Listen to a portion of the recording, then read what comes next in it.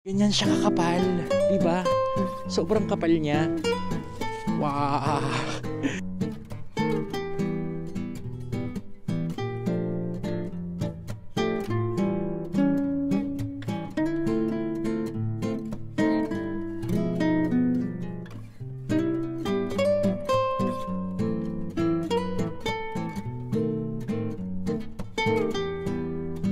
Ay! Ayoko na nga! So tara, samahan niyo ako, lumibot tayo dito sa Let It Snow.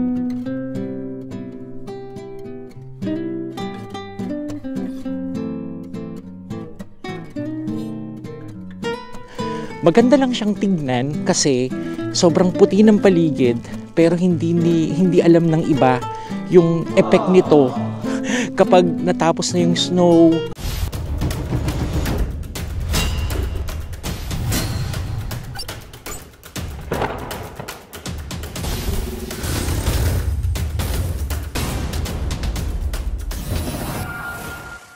Hello everyone! Welcome to Port's Kitchen TV. So right now, lumabas ako ng bahay. Today is Saturday, December 31. So, New Year na. Salubong na ng New Year bukas. At i-share ko sa inyo yung snow dito sa South Korea. Ito yung pinakamakapal na snow ngayong 2023 dahil madalang lang yung snow pero ngayon biglang lakas niya. So samahan niyo ako. Libutin ko kayo dito sa paligid ng lugar ko. At maglaro tayo ng yelo. Okay? So eto, pakita ko sa inyo yung mga talagang sobrang lamig. Tignan nyo naman ha. Kukuha ko ng yelo. Ayan. Ganyan siya kakapal, 'di ba? Sobrang kapal niya. Wow. So eto, tignan nyo dito. Ganyan kakapal yung yelo. Puting-puti yung daan. Lumulubog yung paa ko dito sa mga yelo dahil sobrang kapal. Kapag makapal yung snow, kagaya ngayon, hindi siya tumitigil. Nagsasaboy yung parang government or yung in charge dito sa lugar ng parang asin siya. Hindi ko alam kung yung tawag doon para matunaw yung yelo kasi delikado to sa mga sasakyan.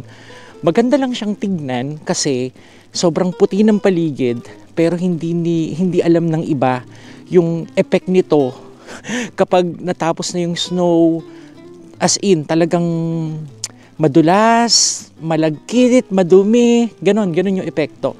So tara, samahan niyo ako, punta tayo doon sa dulo. Dito sa Korea talagang nag-snow pero ito yung sobrang kapal. Paggising ko talagang nagulat ako sa kapal ng yelo. So tara, ililibot ko pa kayo sa gawin. Let's go! Sarap gumawa ng snowman dito. Sana hindi magloko yung camera ko kasi hindi naman waterproof to.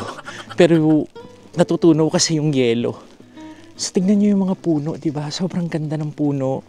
Tapos kung makikita nyo yan, oh, para siyang Christmas tree. At malakas pa talaga yung patak ng yelo sa mga panahon na to. Ayan. Libot ko pa kayo. Doon sa gawidon. Yung footprint ko, makikita nyo yan pagbalik ko.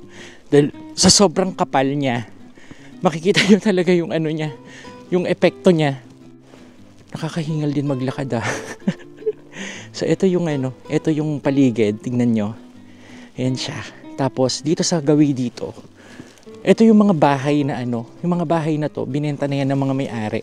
Wala na akong masyadong kapitbahay dito kasi balita na itong lugar na tinitiran ko is parang sooner or later i-demolish na, gagawing mga apartment, mga building. So wala na akong masyadong kapitbahay kaya kahit mag-ingay ako dyan, pumunta ako dito, okay lang. So tignan nyo naman. Kita nyo yung dito sa gawing bundok dahil mayroon ditong parang bundok.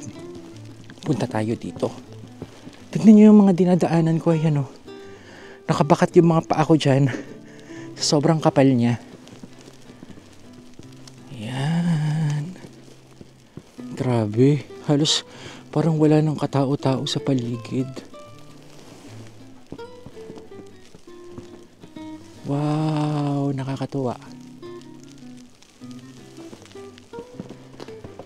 Ayan o. Ayoko nang pumunta dun sa gawing ayoko nang pumunta dun sa gawing bundok Kasi baka mag-slide pa ako doon at magdire-diretso ko. So dito muna tayo sa paligid. So yan. I-video ko yung i-video ko yung mga puno. Tapos tingnan nyo yan yung dinadaanan ko. Yan pwede ka maglaro talaga ng yelo.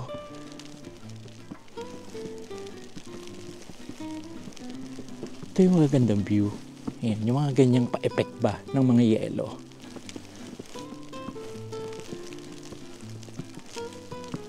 Ay, ang sarap ng pakiramdam. Yung tipong feeling mo nasa winter sonata ka talaga. At gumawa tayo ng snowman. Paano ba gumawa ng snowman? Dali lang Hindi ako makakita sa ko kasi malamig talaga.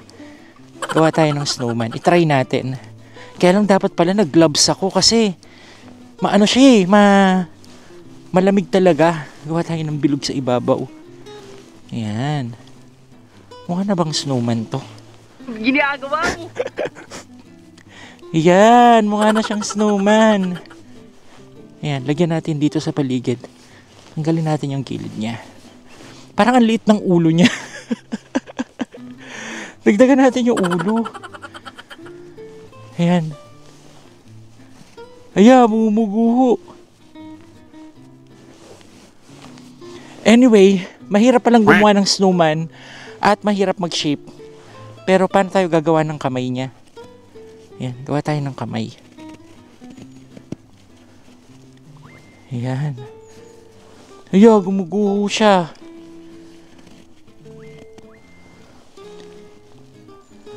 Ay, ayoko na nga. Alam niyo yung isa sa epekto ng snow, usually nakikita natin maganda siya, di ba? Pero ang isa sa epekto nito, kapag talaga sobrang kapal, yung niya, yung kapag natutunaw na siya, sobrang hirap sa mga sasakyan, marami na aksidente.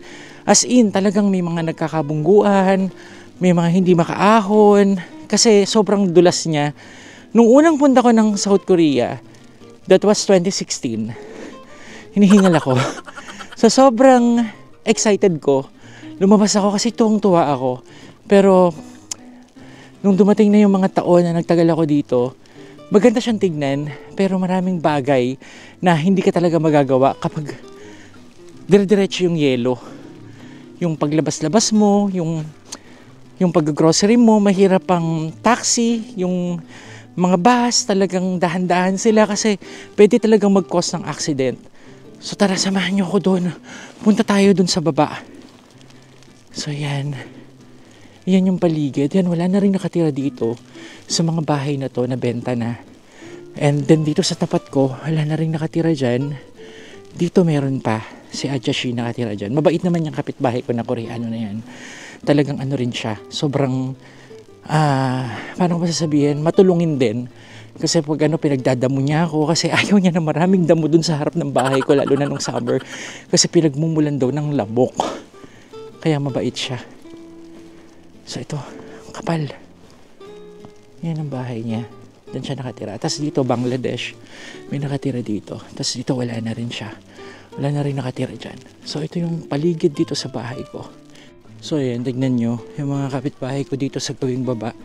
Inaagapan nila yung kanilang mga sasakyan. Kasi pag tumigas yan, mahirap na nilang tanggalin. Tapos dito sa pababa, medyo madulas na. Yan. Kita nyo naman yung yelo. Sobrang kapal. Pero may mga naglakad na dito sa baba na to. Dahil naibulsa ko pala yung aking mic, hindi narinig yung audio, eto voice over muna tayo. So dito, may mga concerned citizen dito, yung ibang kapitbahay ko, naglalagay sila nung sinasabi ko kanina na parang asin siya, pero calcium yung tawag dito. So ganito yung itsura niya. Kung makikita niyo yung texture, para talaga siyang asin, pero once na isinaboy mo to sa snow, magtutunaw yung snow o yung yelo, magtutubig siya. Kasi dito talaga sa paakyat na to, sobrang delikado dito sa lahat ng sasakyan. Kasi alam nyo na talagang pwede silang mag-slide or madulas. Yung mga kapitbahay ko nagliligpit. Pauwi na rin nga pala ako niyan dahil hindi ko na rin kinaya yung lamig. Salamat sa pagsama sa akin. dito sa aming paligid, sa mga kapitbahay ko. Na-tour ko kayo kahit sandali lang at na-enjoy nyo rin yung view dahil kahit ako na-amaze ako sa ganda. So see you sa susunod na video. Salamat sa panonood. Ingat po kayo palagi. Happy New Year!